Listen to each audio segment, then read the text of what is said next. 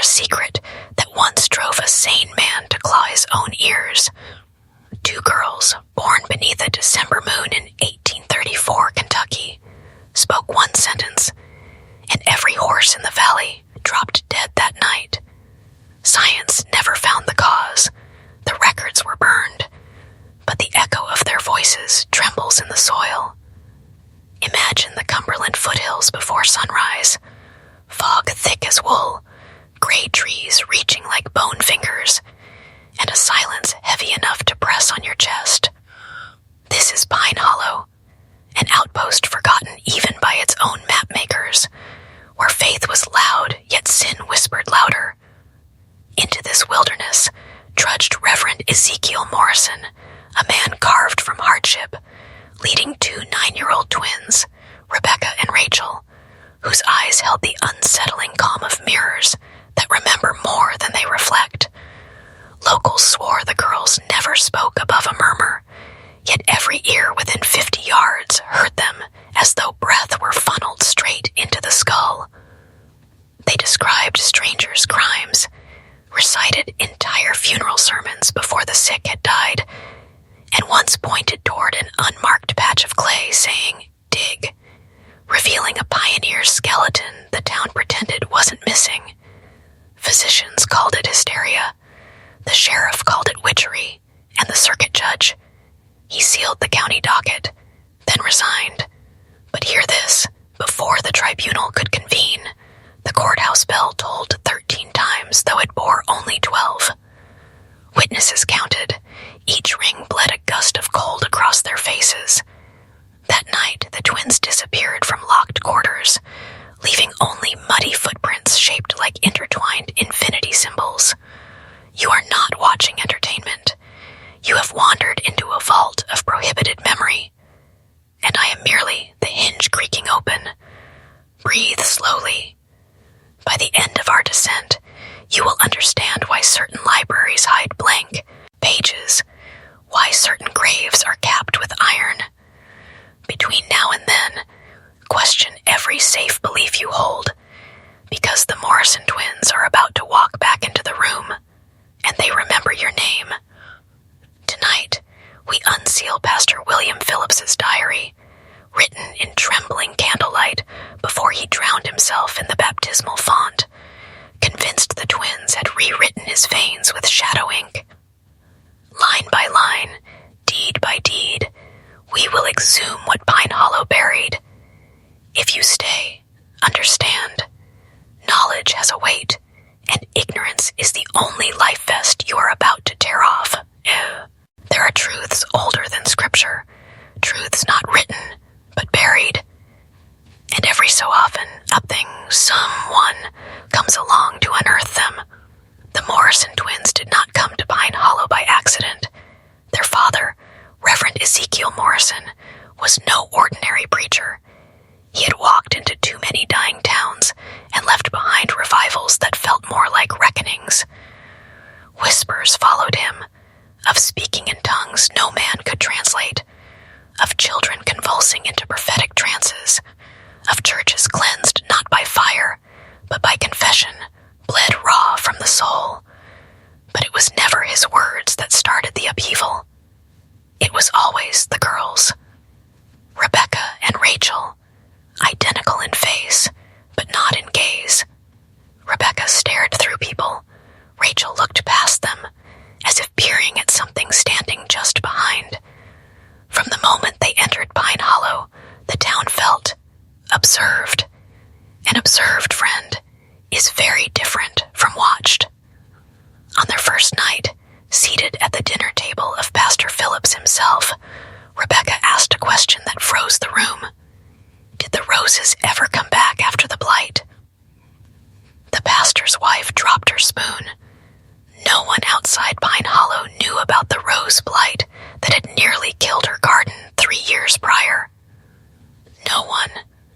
And yet Rebecca described it in detail. The way the stems blackened, the petals crumpled as if ashamed. When pressed, she smiled. I dreamed about them, she said. I heard them coughing. That was the beginning. The next morning, pointed to the church altar and whispered, "Beneath the third floorboard, there's something that shouldn't be there." The pastor turned white. She described the exact shape, the wrapping cloth, a baby's blanket, a bottle of whiskey, his secret, his shame, known only to him. Then came the service. The sermon was powerful, yes, but what followed shattered the illusion of peace. One by one, the girls whispered truths to the congregation. Affairs, theft, abandonment, a hidden child, a dead man who wasn't dead.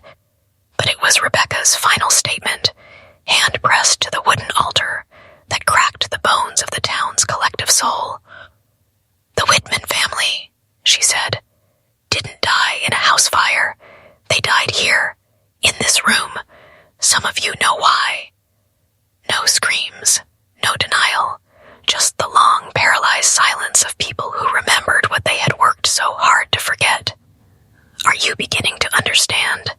Some secrets don't stay buried. Some dig upward, and the Morrison twins were their shovels. Stay with me. We've only lifted the lid. What's inside still breathes.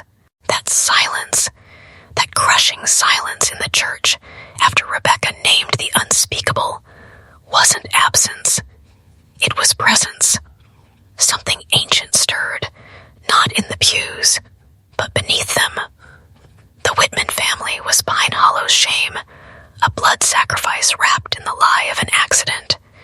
Jacob, Mary, and their twin daughters, Hope and Faith, had supposedly died in a fire in 1818, but the fire was a cover, and the cover was wearing thin. Pastor Phillips knew.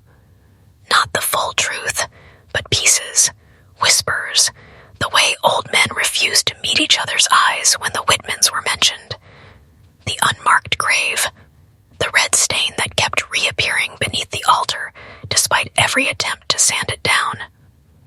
But now, standing before two 9-year-old girls who named details no outsider could know, birthmarks, clothing, trinkets, last words, Phillips realized something horrifying.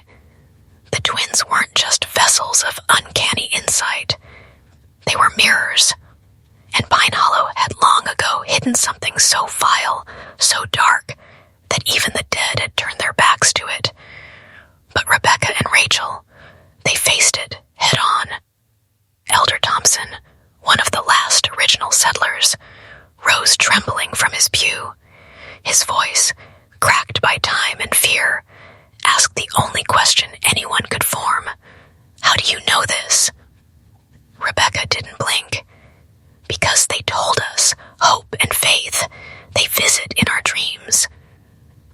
Understand this. The Morrison girls were not guessing. They were relaying. They weren't haunted. They were hosts.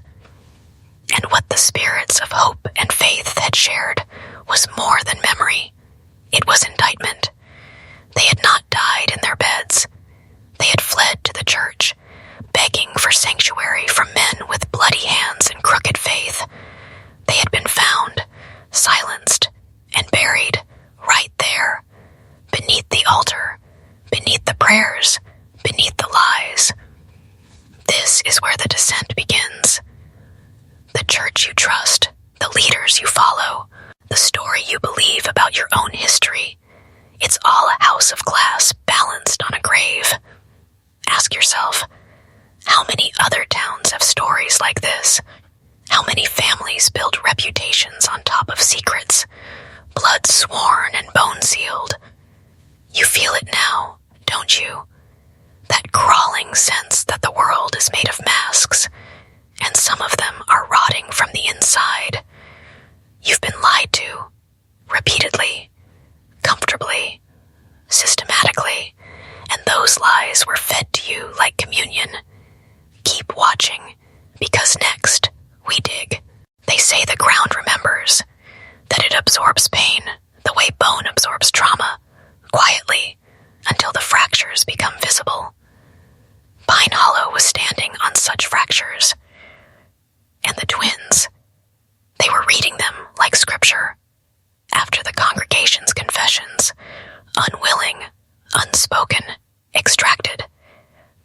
Phillips found himself unraveling.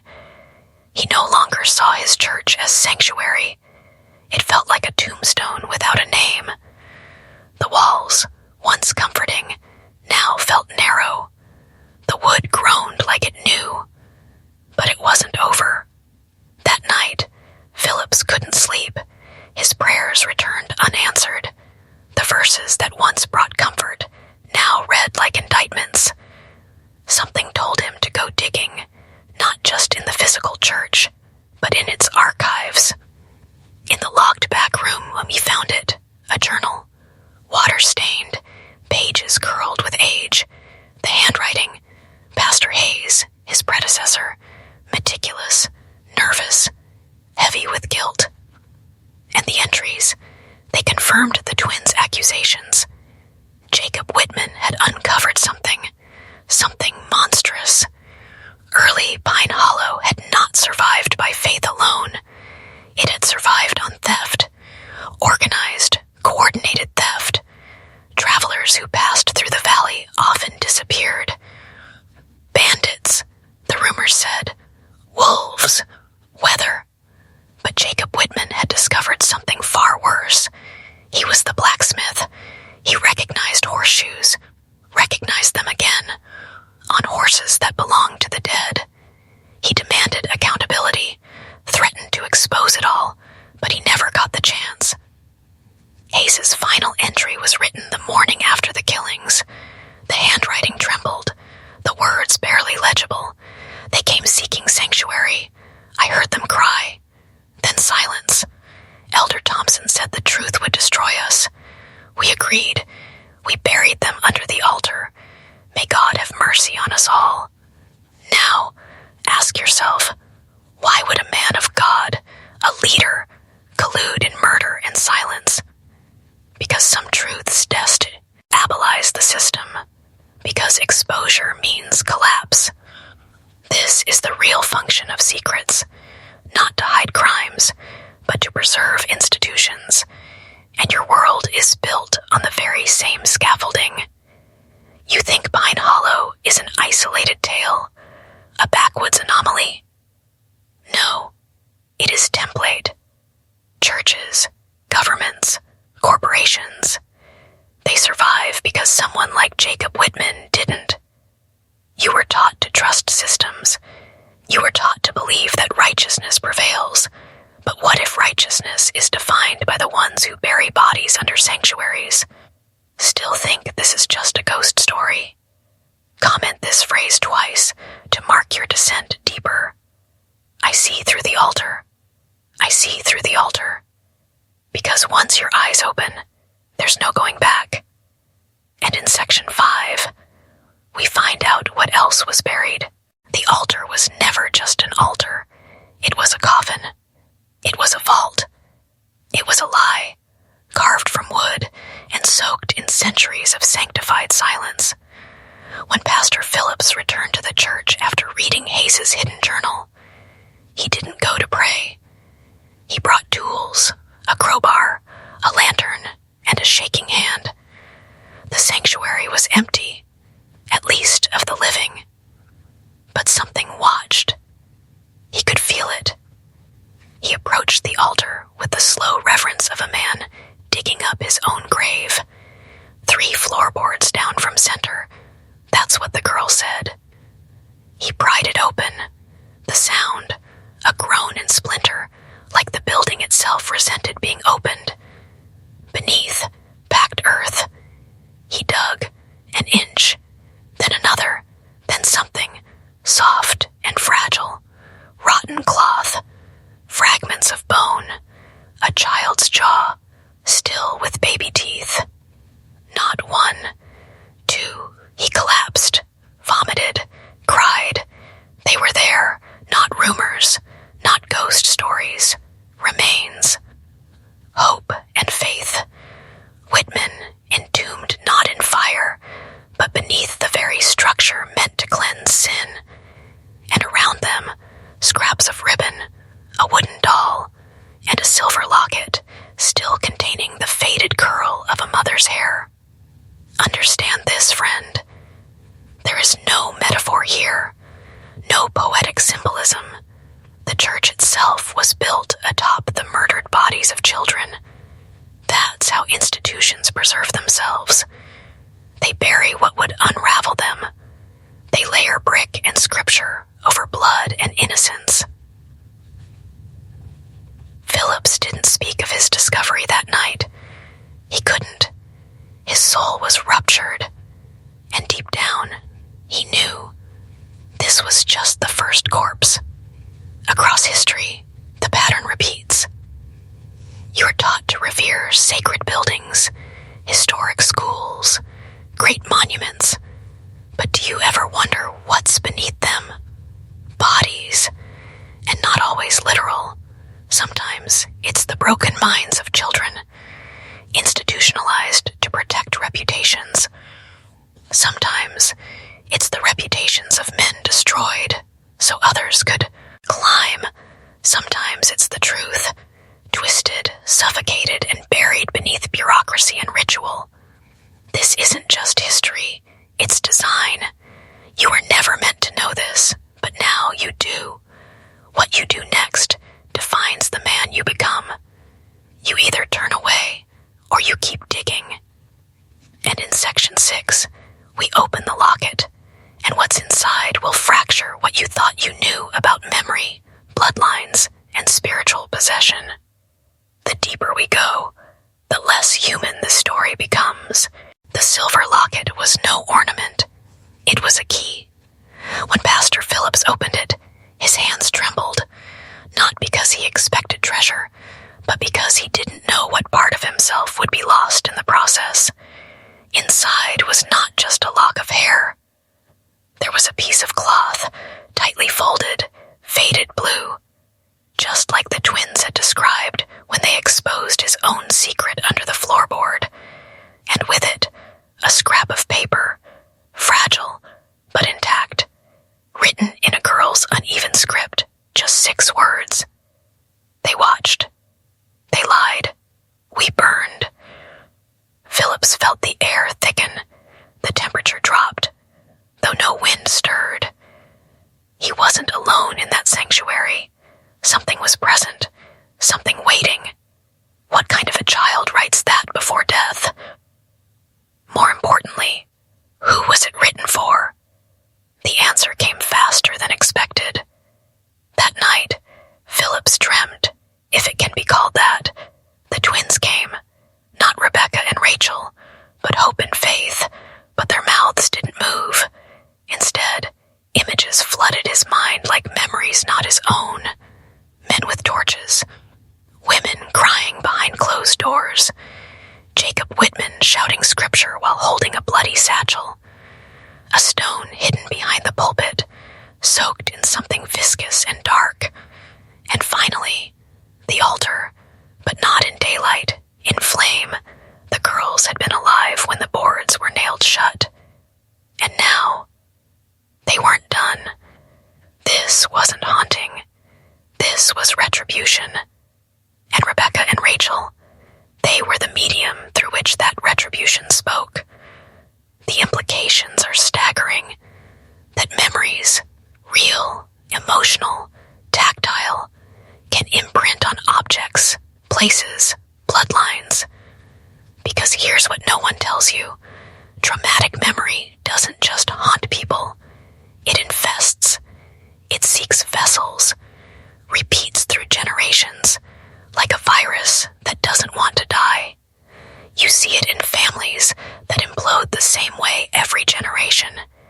You see it in nations that repeat the aim crimes under new banners. You see it in you when you can't explain why a certain place, sound, or name sends ice through your spine. Because trauma is never buried deep enough. And here's the darkest part. The deeper Phillips dug into the truth, the more Rebecca and Rachel began to change. The question wasn't if they were channeling hope and faith. The question was whether they were becoming them. In Section 7, we examine the pattern of twin children in supernatural lore across cultures, and what it reveals about possession, sacrifice, and the dark intelligence that selects bloodlines like tools. We're not dealing with psychology anymore. We're dealing with something older. Across the darkest annals of myth and folklore, one image repeats with chilling precision. The twins. Two children, identical, mirroring each other. One light, one shadow. One speaks, the other listens. Or perhaps one lives, while the other carries something dead. This isn't coincidence. This is a signal.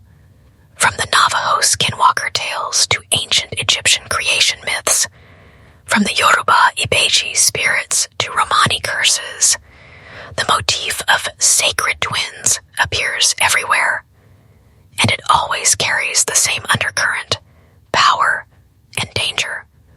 Because twins were never just two children, they were conduits, a bridge between worlds, a pattern too perfect to ignore. In Pine Hollow, Rebecca and Rachel Morrison arrived as daughters of a preacher. But what if they were something else? What if they were chosen? Not by Ezekiel, not by God, but by whatever force lingered beneath that church floor for 16 years. Remember, they didn't learn this knowledge. They woke up with it. Dreams that became fact, names they'd never heard, objects they'd never touched, described in exact detail.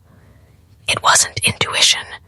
It wasn't possession, as you've been taught to imagine it, like a ghost wearing someone's body. No, this was infiltration by memory. Twins are neurologically closer than most siblings. Their brains often synchronize in subtle, unexplained ways. Science calls it a fluke, anomaly, but folklore calls it an opening, a soft spot in the wall between this world and the next.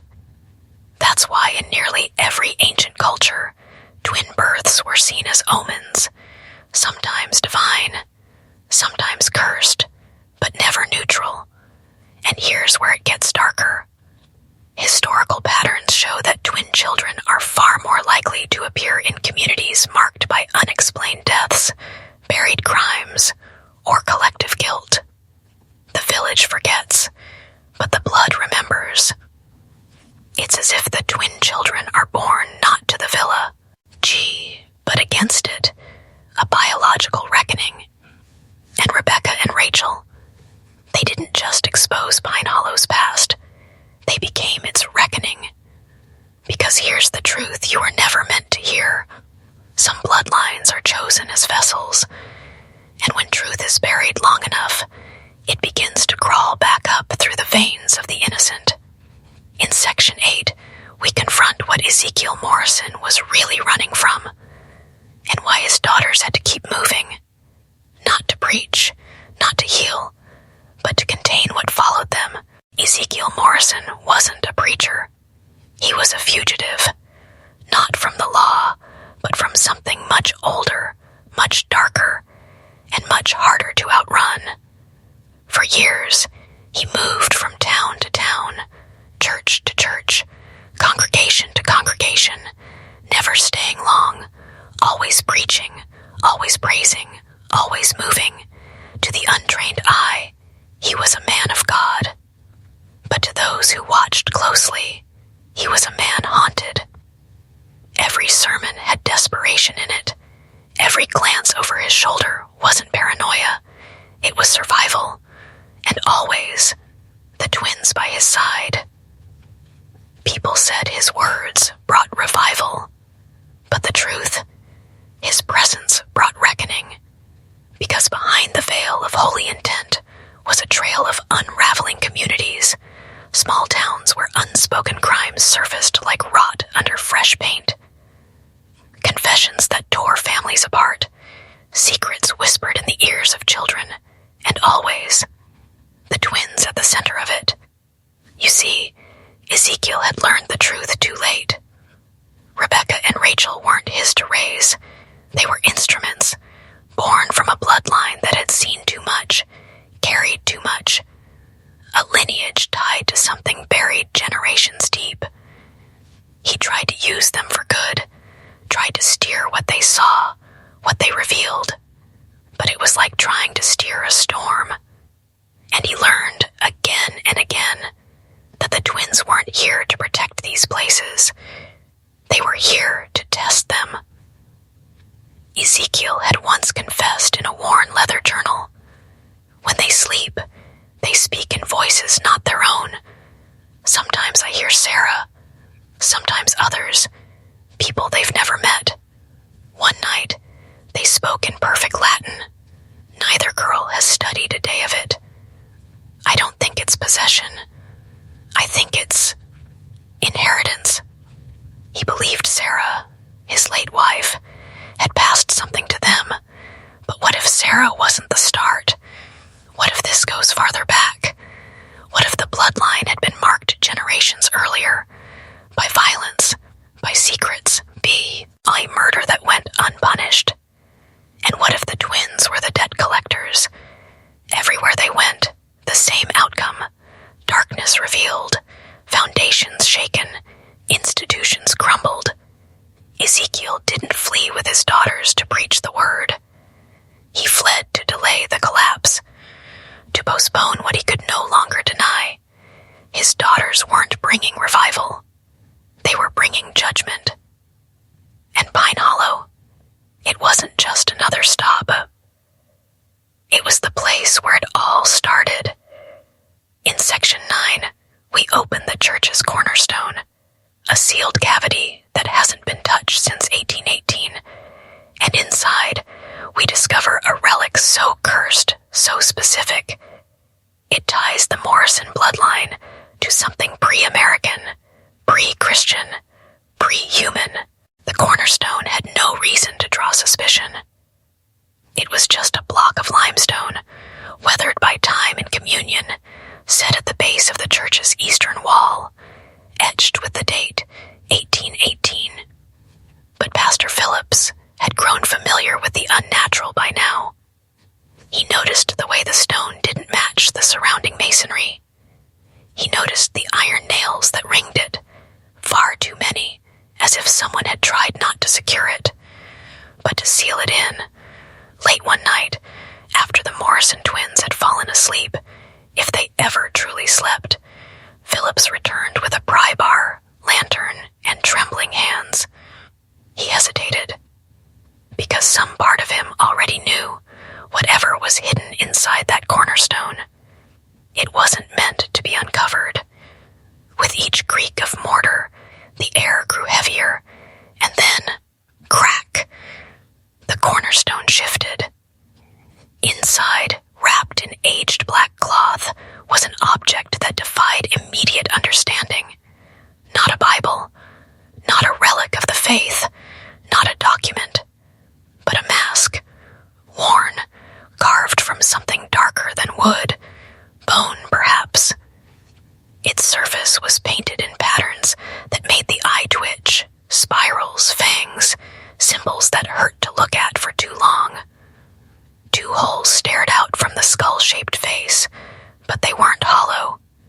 They were filled with hair, human, twin strands, one golden, one ash black. Phillips recoiled. Attached to the mask by twine was a crude scroll. In ink that had nearly faded, one phrase could still be made out: to silence the mouths that see. It wasn't religious. It wasn't even folklore.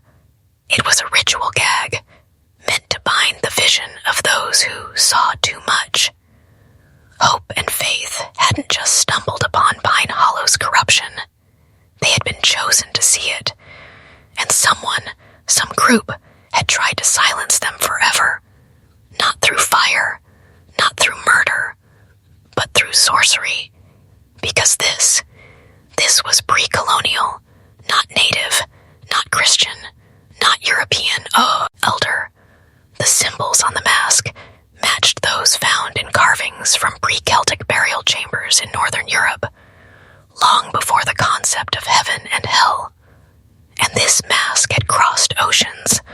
Someone brought this here to kill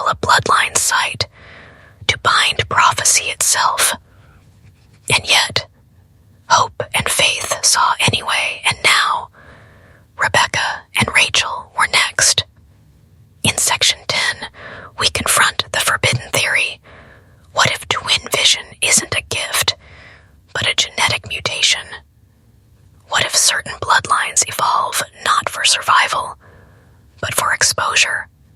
And worse, what if the world's oldest powers have always known it? What if everything we've been told about twins is a lie? We've romanticized them, celebrated them, called them miracles. But deep beneath folklore, beneath superstition, beneath the whispers of twin telepathy, lies a truth so threatening it's been suppressed for centuries. Not all twins are born equal. Some are born linked not just to each other, but to something else. Something outside the accepted spectrum of human experience. A mutation that isn't about deformity, but about sight. Not of the future, not exactly, but of what was, and what still echoes beneath the surface. Science doesn't talk about this, but history remembers. Ancient Babylonian texts refer to the Shedu mirrors, twin children said to reflect the hidden sins of those around them. In early Norse sagas, seer twins known as the Skyggnesistar, the sisters who see the hidden, were kept in isolation, visited only when kingdoms trembled under unexplained curses. In early Puritan America, church records from Salem mention a pair of girls, Mary and Elspeth Faulkner, who spoke with knowledge unearned and were shut beneath the earth for their unnatural speech. And now, Pine Hollow. A pattern emerges. Twins born to expose, to awaken buried truth. Not witches, not prophets, but biological anomalies tied to a bloodline that reaches beyond recorded civilization. Rebecca and Rachel are not alone in this. They're descendants. You see, the real mystery isn't how the twins know these things. It's why only certain twins do. And the answer, because something put it there, a mutation seeded deliberately, an ancient genetic virus introduced millennia ago, not by disease, not by accident, but by design. We've always believed evolution favors the fittest, but what if it favors the clearest? What if these twins are part of a long-forgotten human failsafe, a mechanism meant to correct corruption, not with violence, but with revelation? And what if certain institutions, churches, governments, bloodline elites, have known this for generations? What if they've tracked these children, hidden them, silenced them, buried them beneath science can't explain?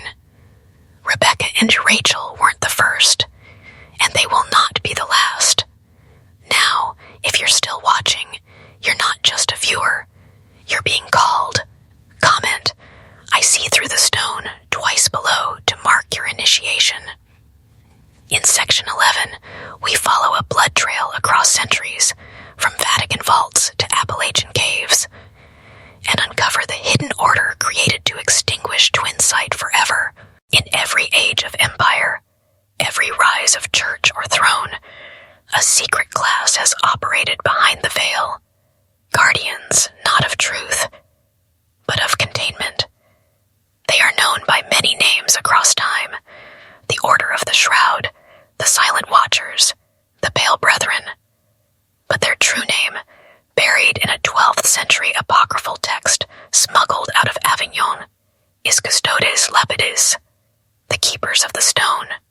Stone not for strength, not for permanence, but for sealing. They exist to find and extinguish those who possess the second vision, not just twins, but anyone born with the echo of insight, that strange residue of a bloodline traced back to what ancient Mesopotamians called the first mouths. The Morrison twins had no idea, but their lineage had already been marked. According to decrypted church correspondence from 1830, 4 years before the Pine Hollow incident, a sealed letter was sent from a Jesuit outpost in Baltimore to a contact known only as Blackthorn, Cumberland Branch. The letter referenced a preacher and his mirrored offspring, and warned of possible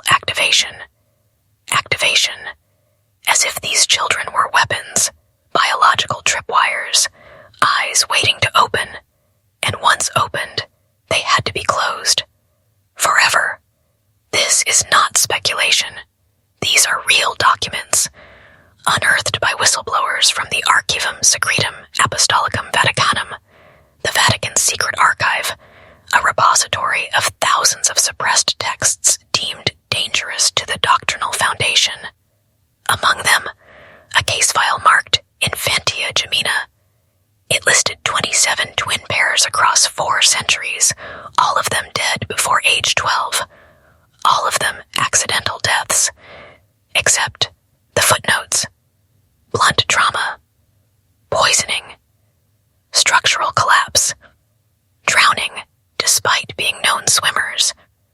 Every case followed the same pattern: a brief period of unexplained knowledge, followed by a sudden, uninvestigated death. The Morrison 2W Inns in 1834 broke that cycle for a time. But someone, somehow, interrupted the operation meant to silence them. And now we must ask, why? Why let this pair survive? Unless they weren't seen as a threat, but as bait. In Section 12, we uncover the terrifying truth. Some of these twin lines aren't just being hunted, they're being bred. A shadow program of selective bloodline manipulation, designed not to stop the vision, but to control what it sees. You've been told that eugenics died in the 20th century, that the idea of selective breeding, of controlling human heredity, was buried with the monsters of history. But the truth is far darker. It didn't die. It went underground. And it wasn't abandoned. It was perfected. Through institutions you'd never suspect: private schools, orphanages, rural birthing homes, and elite fertility clinics, Project Mirrored Seed was born. We have names. We have documents. A declassified communication between 2 intelligence operatives in 1949 confirms the existence of a program targeting genetically linked twins across generations. One phrase appears again and again in the reports: cerebral congruence. It referred to pairs of twins who didn't just share DNA, but neurological overlap. When one dreams, the other sees. When one feels, the other knows. It's not myth, it's measurable. Brain scans from the 1970s, conducted at a facility in Montauk, New York, now shuttered, erased from official records, revealed something chilling. Certain twins exhibited identical neural activation during sleep, even when housed in soundproofed, lead-lined rooms 300 miles apart. How? No one knows, but they wanted to harness it. You see, revelation is dangerous when uncontrolled, but if you can guide it, if you can decide what a prophet sees, you create not a threat, but a weapon. That's what the Morrison twins became. Not just anomalies, not just witnesses, but experiments. Their movements were tracked, their dreams logged, their revelations cross-referenced against classified records. Every secret they exposed in Pine Hollow, already known by someone behind the veil, already filed. The Watchers didn't try to stop the girls immediately, because they were observing outcome. The twins were the match. Pine Hollow was the fire. And now, you are the smoke. Because this story, their story, was ever about the past. It's about the return. In Section 13, we will uncover the true purpose of twin insight, why it always emerges during times of deep corruption, and why a storm of prophetic children is being born right now, in hidden places all over the world. They always come in waves. These children, these twin flames born into quiet corners of the world, Appalachian hollows, abandoned mining towns, desert compounds, fractured urban churches. They are never born in comfort. They are born where truth has rotted.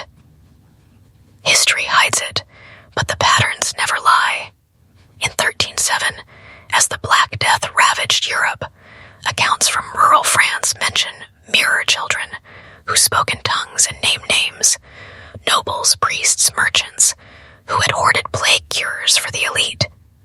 In 1692, Salem didn't just hang witches. It silenced 3 pairs of twins whose testimony exposed a secret land deal between magistrates and English financiers. In 1942 Berlin, as bombs fell, 2 identical boys, hidden in a monastery, allegedly revealed the locations of 6 Gestapo torture houses before Allied maps confirmed them, always at the tipping point, always before collapse. And now, they're returning. Since 2010, a quiet surge of twin births has been recorded, particularly in regions with long histories of religious trauma, political cover-ups, or unsolved mass disappearances.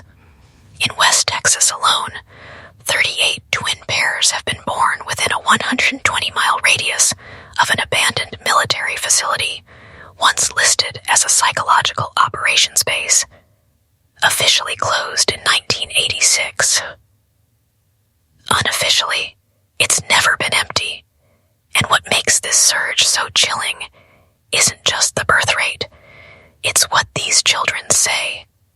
One pair, age 5, was found drawing perfect floor plans of a mansion in Virginia Beach, an estate connected to the founder of a now defunct mind sciences cult. Another, in northern Idaho, warned their foster parents not to sleep in the east bedroom, because that's where the girl died under the floor. Police investigated. They found skeletal remains, later matched to a missing child from 1984. Understand this.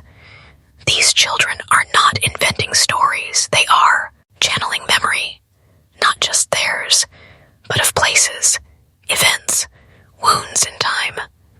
Their gift is not prediction.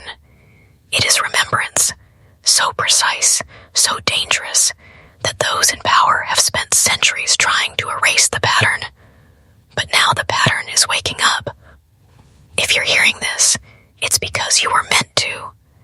And here's the terrifying implication. What if this global surge of twin sight isn't random? What if it's a reaction to something coming? In section 14, we trace the fingerprints of an ancient code embedded in these twins' DNA, one that may not be entirely human and could be the reason powerful bloodlines have interbred for centuries. They've called it divine intuition, the second sight, inherited memory, but buried deep within the blood of these children. There's something older, non-human. Scientists who studied the Morrison twins posthumously, yes, their deaths were reported a decade later, under suspicious circumstances, extracted samples. What they found was a genetic anomaly never before seen in any other twin pair studied at the time. A small sequence, 4 repeating base pairs. Designation, Lux Twinine Lux, Latin for light. But it's not light. It's a signal.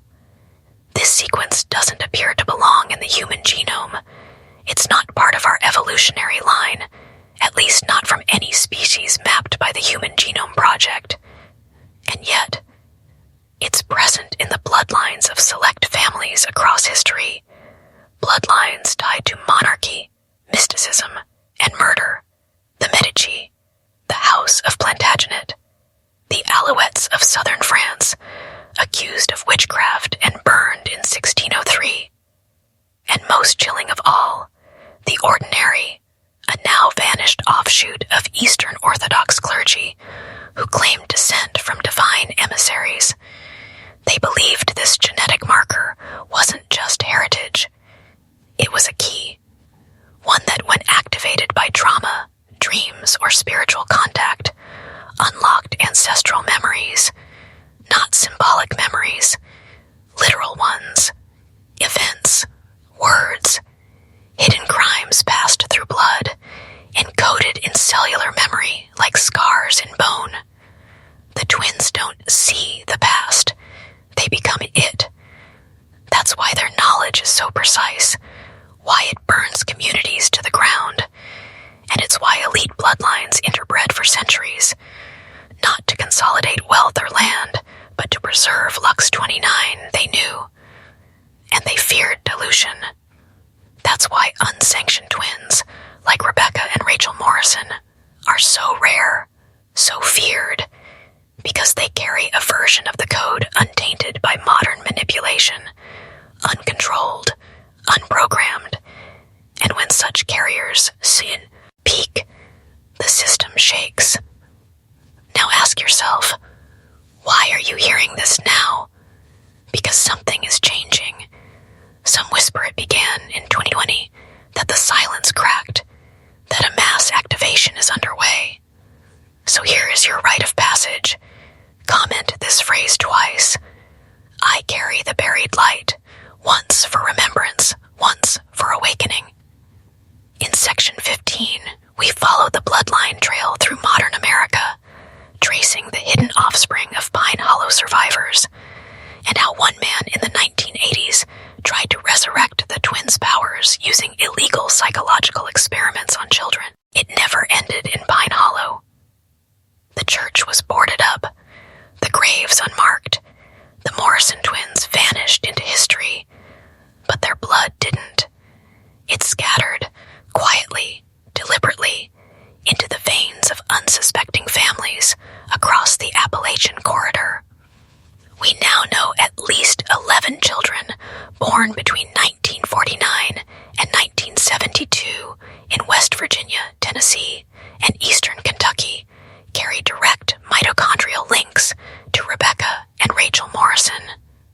DNA doesn't lie, but someone worked hard to make it disappear. Birth certificates vanished, hospital records rewritten, and in one horrifying case from 1965, twin girls placed in separate adoptive homes. Both died of carbon monoxide poisoning on the exact same night, over 200 miles apart. Their lungs were filled with soot, yet there was no fire. Who was tracking them? The answer lies in a now declassified project under MK Ultra's forgotten cousin, Project Seer. Founded in 1956 under the Defense Intelligence Agency, Seer's purpose was singular: to locate, study, and exploit children with anomalous cognitive mirroring, especially those with rural, undocumented birthlines. Exploitation disguised as science, pain disguised as protocol. We uncovered blueprints of a facility buried beneath a church in rural Ohio, stained with scripture above ground, screaming beneath. One child from the files, subject A17, reported recurring dreams of a room she had never seen. Brick walls, copper pipes, a girl's voice crying out from behind a mirror. She drew the same symbol over and over, a serpent eating its tail, wrapped around a cross. She was 8. Her last recorded statement before being transferred to a black site psych ward. The twins are back, but they're not 2 anymore. They're everywhere.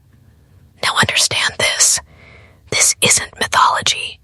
It's infrastructure.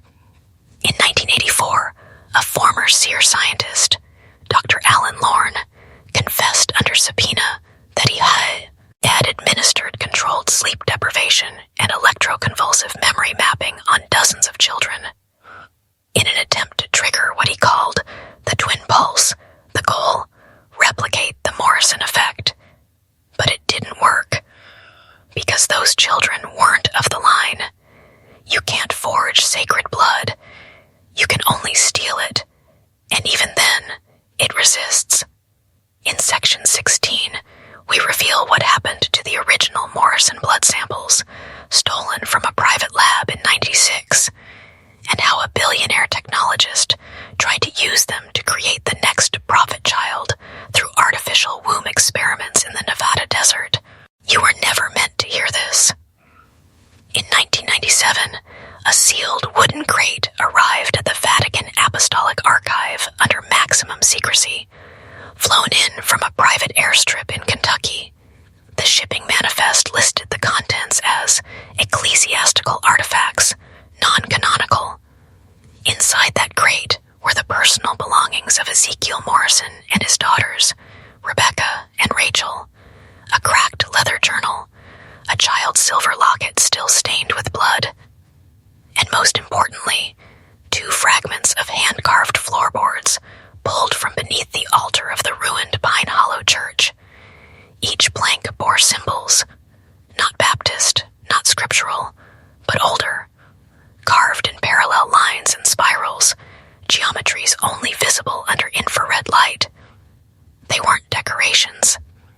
They were coordinates, psychic locators. For years, those items remained locked in Vault C-57, used only by the Vatican's most elite and secretive division, the Congregatio de Obscuris Cognitionibus, the Congregation of Dark Knowledge. Publicly, they do not exist, but documents leaked in 2015 by a former Jesuit codekeeper exposed a chilling reality. The Vatican has for centuries tracked anomalous bloodlines, people born with uncanny knowledge, unexplainable insight, and unbroken memory across lifetimes. They call them the Rememberers, and the Morrison twins were the most dangerous manifestation they had ever encountered.